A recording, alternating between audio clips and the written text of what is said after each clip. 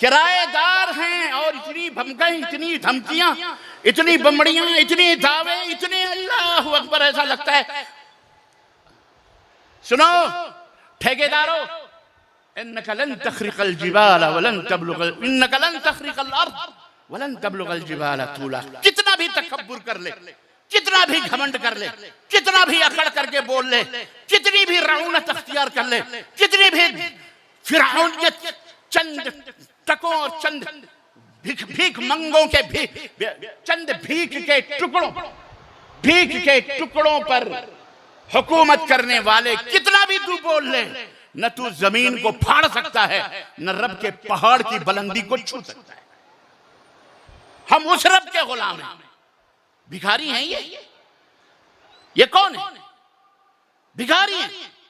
माई बाप वोट दे देना, हमारी बात हमको आना, भीख मांग मांग करके रोड वोट पाया कि नहीं पाया? वोट पाकर भीख मांग मांग करके आज बादशाह बन गए। भीख के चंदों पर बादशाह बने हुए हो, तुम्हारी यही औकात है। अल्लाह हिदायत अता फरमाए। अलगरज कहने का मतलब यह है, नमरूद अपने वक्त का वो बादशाह जिसको लोग सजदा करते थे, जिसको लोग खुदा समझते, जो अपने आप को कहता था अल्लाह अल्लाह अकबर। सैयदना इब्राहिम अकेले तने तनहा इब्राहिम अलैहिस्सलाम, सैयदना इब्राहिम अलैहिस्सलाम गुजर गए, नबी थे, रसूल, मुसलमान, इस्लाम के पैगंबर थे, हजार बरस पहले। हाँ, कभी कोई जाकर के इस भारत के कोने में इब्राहिम ढूंढो, उसको मेराज रब्बानी बोल के गया, इब्राहिम ढूंढो, कौन है इतना बड़ा बहादुर? यहां नहीं मिलेंगे वो जनाब। समझो जरा हिस्ट्री, तारीख। जिन्हें तमीज भी नहीं वो भी कुरान के खिलाफ जबान दराजियां करते हैं, इस्लाम की गलत सलत तशरीहात पेश करते हैं, अपने रब अपने मालिक से तकब्बुर करते हो। अल्लाह ताला ऐसी मार मारेगा, ऐसी मार मारेगा, अल्लाह की कसम तुम्हारी 7 नस्लें नहीं, आने वाली जितनी भी नस्लें होंगी वो याद करेंगे इंशाअल्लाह तबारक।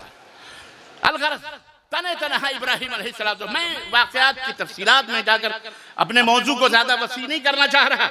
मेरे अजीजों, मेरे दोस्तों, इब्राहिम तने तने उसने दावा किया, मैं मारता और जिलाता हूं, मैं जिसको चाहूं मारूं, मैं जिसको चाहूं जिलाऊं। हज़रत इब्राहिम अलैहिस्सलाम से पूछा नमरूद ने, नमरूद बादशाह था, उसको पता चला कि ये हमारी बादशाहत को नहीं मानता, हमारी हुकूमत को नहीं मानता, यह हमको हाकिम नहीं मानता, हमको बादशाह नहीं मानता। कहा बुला उसको।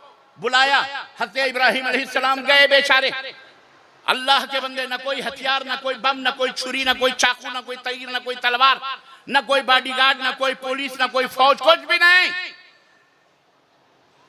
जी। यह है मुवहिद की पहचान, कुछ भी नहीं। बादशाह से कहा क्या बात है? कहा मैं रब हूं। कहा नहीं, तुम रब नहीं हो सकते। कहा तब तुम्हारा रब कौन है? तुम्हारा रब कौन है? तो हजरत इब्राहिम ने कहा मैं उस रब की पूजा और इबादत करता हूं, मैं उस रब को मुश्किल कुशा मानता हूं, अल्लज़ी युहयी व युमीत, जो मारता और जिलाता है। मेरा रब हुआ है जो मारता और जिलाता है। उसने कहा बस इतनी सी बात है रब होने के लिए। फौरन 2 कैदियों को बुलाया जेल के, जिसको छोड़ देने का हुक्म था जिंदा उसको कत्ल कर दिया, और जिसको मार डालने का हुक्म था उसे आजाद कर दिया। कहा देखो मैं भी मारता और जिलाता हूं, जिसको चाहूं मारूं और जिसको चाहूं जिलाऊं। लबे इब्राहिमी पर मुस्कुराहट तो खेली होगी और जरूर मुस्कुराए होंगे कि इस अहमकाना गुफ्तगू पर यह अल्लाह बना बैठा हुआ है, इतना बड़ा अहमक और बेवकूफ जो मारने और जिलाने के फलसफे को न समझ सके, वो अपने आप को खुदाई दावा करके बैठा हुआ है। हजरत इब्राहिम ने पहलुए मुनाजरा थोड़ा सा तब्दील किया और कहा फ़इन्नल्लाह याती बिश्शम्स मिनल मशरिक़ फ़ाति बिहा मिनल मग़रिब फ़बुहितल लज़ी कफ़र। ये मर्दानगी देखो, ये तौहीद की जुर्रत देखो, ये एक मुवहिद की बहादुरी देखो कि बादशाह है वक्त की आंखों में आंखें डालकर पहलुए मुनाजरा तब्दील करते हुए इब्राहिम अलैहिस्सलाम कहते हैं नमरूद सुन, तू कहता है मारने जिलाने वाला, ये मदह का खेत ड्रामा करके तू हमको ये बताना चाहता है मैं खुदा हूं। सुन फ़इन्नल्लाह याती बिश्शम्स मिनल मशरिक़, मैं उस अल्लाह की इबादत करता हूं जो मशरिक़ से पूरब से सूरज निकालता है और मगरिब में यानी पश्चिम में डुबोता है। अगर तू अपने आप को बड़ा पावरफुल समझता है, ताकतवर समझता है, हाकिम व बाखुदा समझता है, तो तू जरा मशरिक़ से मगरिब से सूरज निकाल के मशरिक़ यानी पूरब के अंदर डुबो दे। दे, मैं तुझे मानने के लिए तैयार हूं। इतना कहना था, फबुहतल्लज़ी कफर, तो वो मरदूद जालिम हक्का बक्का रह गया, बावला हो गया। क्या हो गया वो? बोलो। पूरब से सूरज, पश्चिम से डूबा हुआ सूरज निकाल सकता है? बावला हो गया। ये दलील थी अल्लाह तबारक तआला ने सैयदना इब्राहिम को दी थी। ये जुर्रत एक मुआहिद के अंदर पैदा होती है। सैयदना मूसा अलैहिस्सलाम फिरौन के सामने खड़े होकर के अल्लाह अकबर दावत तौहीद पेश कर रहे हैं। अल्लाह अकबर। मैं बहरहाल तफसीलात में मैं ज़्यादा नहीं जाना चाहता। ये मिसालें हैं कि नंबर 2, तौहीद जब दिलों के अंदर आती है तो अल्लाह का एतमाद और बहादुरी पैदा होती है। अल्लाह रब्बुल इज्जत ने ये दिलों के अंदर ये शान रखी है।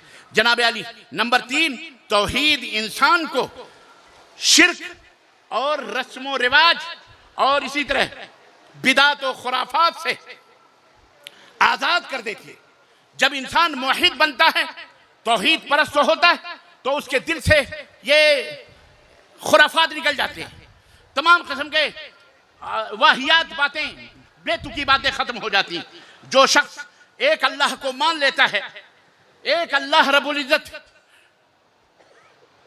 के ऊपर भरोसा कर लेता है, तो वो फिर दरगाहों, मज़ारों, कब्रों और तावीज़ों और गंडों और पाखंडियों और शोबदेबाजों और नजूबियों और ये कबूतर वबूतर या तोते वोते से जो अपनी फालें निकालते हैं, इनके पास, इनके ऊपर भरोसा नहीं करता, सिर्फ वो अल्लाह पर भरोसा करता है। इस तरह उसकी फिक्र और उसका अकीदा तमाम किस्म के तवहुमात से और शिरकियात से पाक व साफ हो जाता है।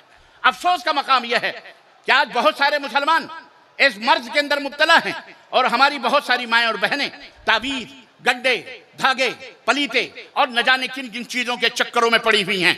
कोई अपने शौहर को मनाने के चक्कर में किसी पाखंडी की खिदमत में हाजिर होती है, किसी ओखा और सोझा, ओखा और क्या कहते हैं उसको, ओझा, ओझे सोखे जो होते हैं पाखंडी या पीर और फकीर बने हुए साधु संत, इनके चक्करों में पड़कर उनके अड्डे पर, उनके खानकाहों में, उनके पास जा जा करके अपने ईमान का सौदा करती हैं और ईमान नहीं बल्कि अपनी इज्जत व आबरू को भी बेचती हैं। ऐ मेरे मर्द भाइयों, अपनी अपनी औरतों को जरा लगाम देना।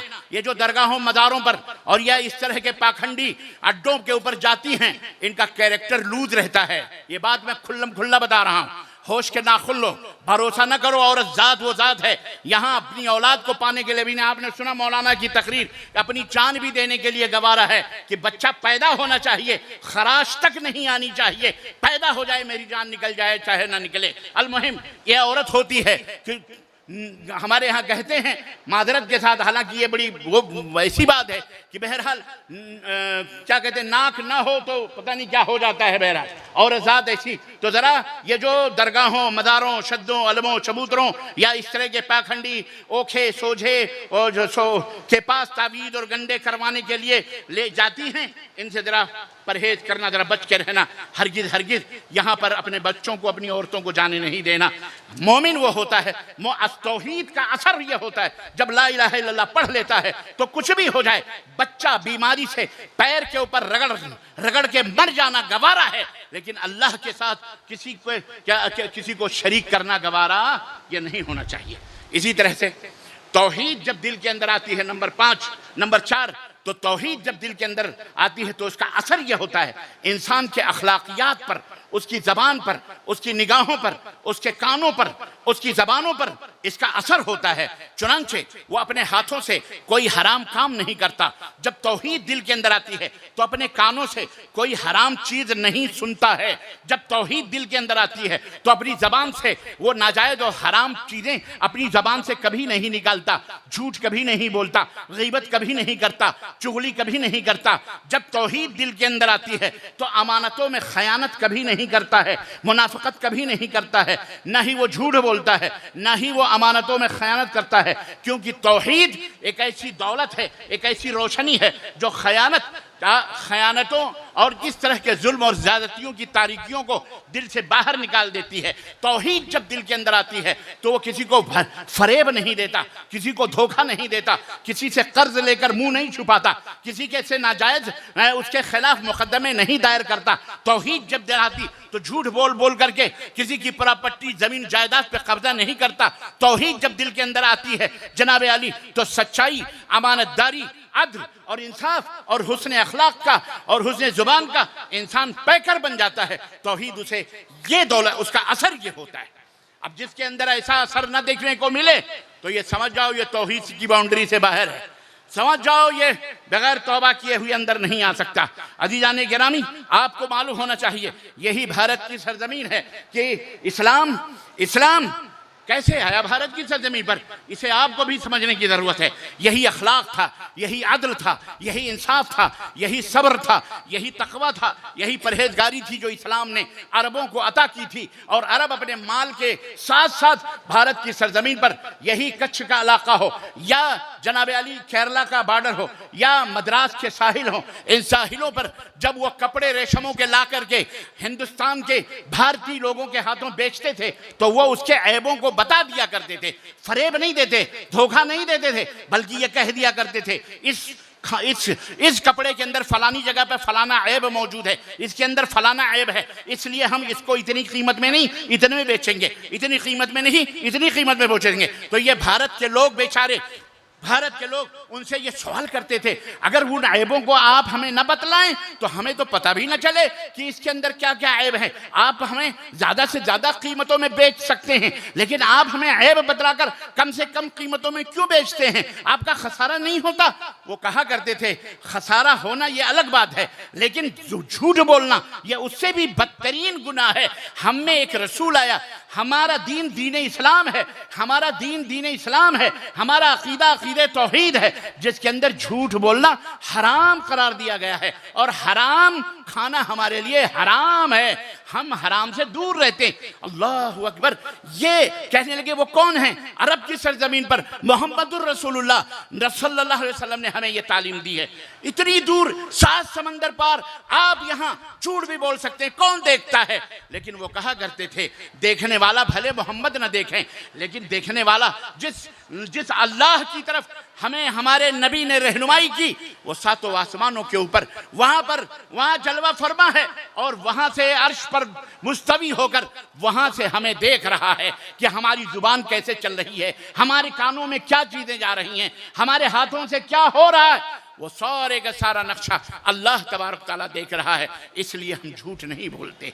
ये वो अखलाक था जिसने इस्लाम भारत के लोगों में डाला और अल्हम्दुलिल्लाह जुग दर जुग लोग इस्लाम में दाखिल हो गए। खैर, तो ये अल्लाह का फजल और उसका शुक्र होता है। इसी तरह तौहीद जब दिल के अंदर दाखिल होती है तो सब्र पैदा होता है और अल्लाह का बंदा अल्लाह का शुक्र अदा करता है। जब मुसीबत आती है तो अल्लाह तबारक व तआला की तरफ रुजू होता है और कहता है ये अल्लाह की आजमाइश है, 1-2 दिन में ख़त्म हो जाएगी, 10 दिन में ख़त्म हो जाएगी। और जब उसे खुशी मिलती है तो अल्लाह का शुक्र अदा करता है कि अल्हम्दुलिल्लाह अल्लाह तबारक व तआला ने, अल्लाह का ये फजल है कि अल्लाह ने हमें ये नेमतें अता फरमाई हैं। अजीज़ान गिरामी, आज भी भारत के इस सरजमीन पर आज मुसलमानों के ऊपर, उनके मदरसों के ऊपर, उनकी मस्जिदों के ऊपर चंद नादानों ने सरकशियां करना शुरू की हैं, चंद जालिमों ने जुल्म के पहाड़ तोड़ना शुरू किए। हमारे बच्चों पर, हमारी माओ बहनों बेटियों के हिजाबों पर, हमारी नमाजों पर, हमारे रोज़ों पर, हमारी कुर्बानियों पर चंद नादान किस्म के लोग, वो भी अल्लाह के बंदे हैं, वो भी अल्लाह के पैदा किए हुए लोग हैं। आज उनको ये बात समझ में नहीं आ रही है, इंशाअल्लाह आएगी, आज नहीं लेकिन जब आएगी तब उनका कोई फायदा कोई उन्हें पहुंचा नहीं सकता। मैं उन्हें दावत देता हूं कि इतना जुल्म न करो, इतना अत्याचार न करो कि जमीन फट जाए, आसमान से तुम्हारे ऊपर कहर की बिजलियां नाजिल हों। अल्लाह न करे। हम अल्लाह से तुम्हारे हिदायत की दुआ करते हैं कि ऐ बारे इलाहा, जो हमारी मस्जिदों के, हमारी ईदगाहों के, हमारी कुर्बानियों के, हमारी नमाजों के, हमारी अजानों के, ऐ अल्लाह हमारे माँ बहन बेटियों की इज्जत व आबरू के और उनके हिजाब और उनके पर्दों, हमारे बच्चों को, बेगुनाहों को जो मारते, कत्ल करते, तोड़ते फोड़ते, ऐ अल्लाह उन्हें हिदायत अता फरमा। मौला ऐ अल्लाह उन्हें हिदायत अता फरमा। जोर से बोलो आमीन, जोर से बोलो आमीन। यह आमीन ऊपर तक पहुंचनी चाहिए, पूरे भारत में केदुआ के इस मैदान से पहुंचना चाहिए।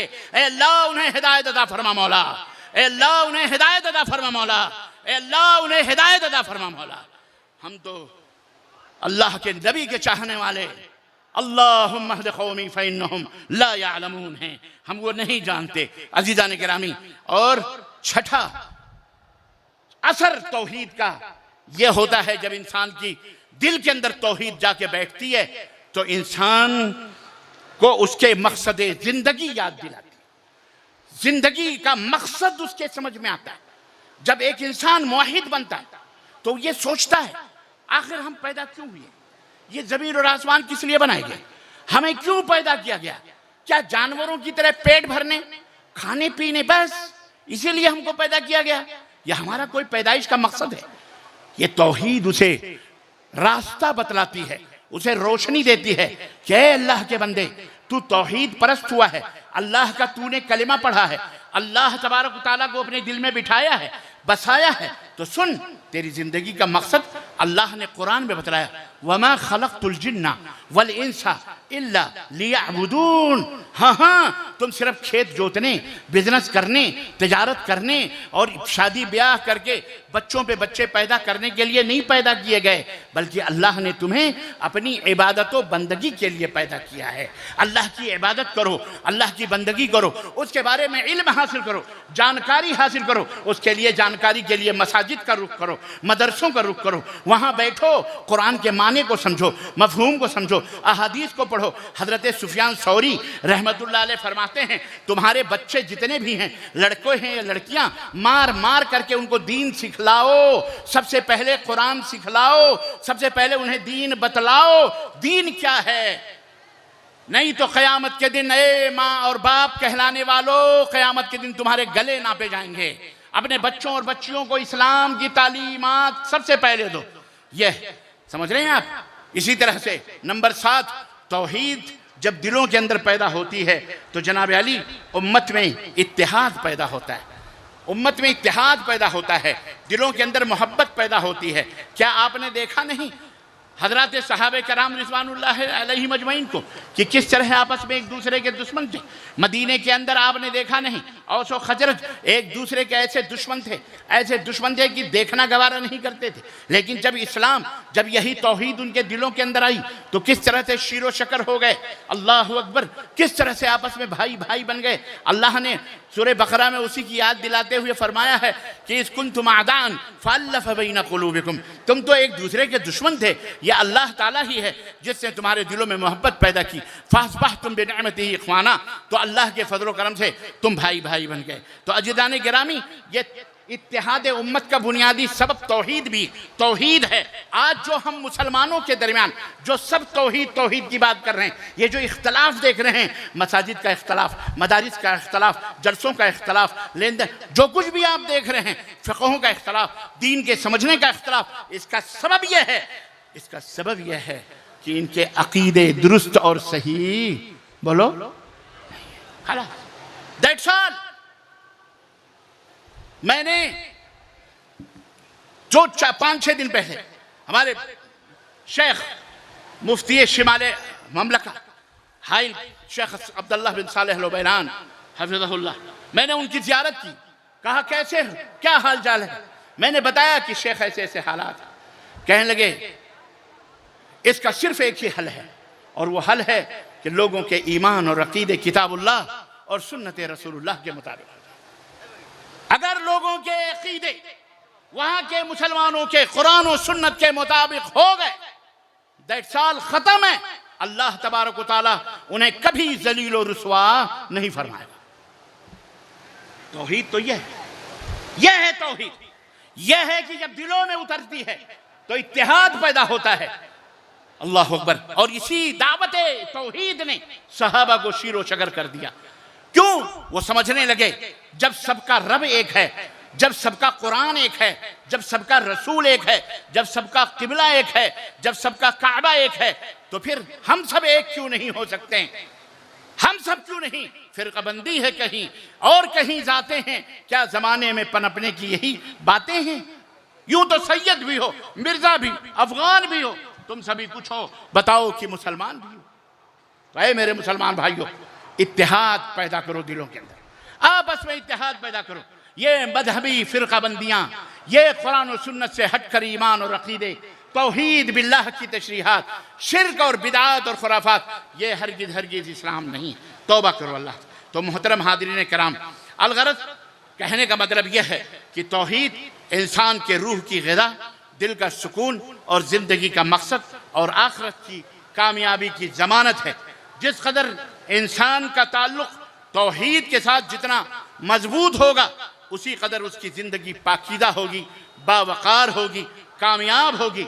अल्लाह ताला से दुआ करें मिलजुल करके कि अल्लाह ताला हमें खालिस तौहीद बिल्लाह की, खालिस तौहीद को समझने और उसके मुताबिक अपनी ज़िंदगी गुजारने और दुनिया को उसके मुताबिक दावत देने की तौफीक अता फरमाए। यही मेरा पैगाम है और यही सोज़े दिल है और यही दर्द दिल है जो कहने के लिए इतनी दूर से आप हज़रात की खिदमत में आया था। अल्लाह अज़्ज़ व जल, अल्लाह ताला हम सबको इस पैगाम को सुनने, समझने और अमल करने की तौफीक अता फरमाए। आज भी हो जो बराहीम सा ईमान पैदा, आज भी हो जो बराहीम सा ईमान पैदा, आग कर सकती है अंदाज़े गुलिस्तां पैदा। अज़ीज़ान गिरामी, सबक पढ़ नौजवानों, सबक पढ़ फिर अदालत का, शुजाअत का, सदाकत का। सबक पढ़ फिर अदालत का, सदाकत का, शुजाअत का। लिया जाएगा तुझसे काम दुनिया की इमामत का। व आखिरु दावाना अनिल हम्दुलिल्लाहि रब्बिल आलमीन वस्सलामु अलैकुम व रहमतुल्लाहि व बरकातुहू।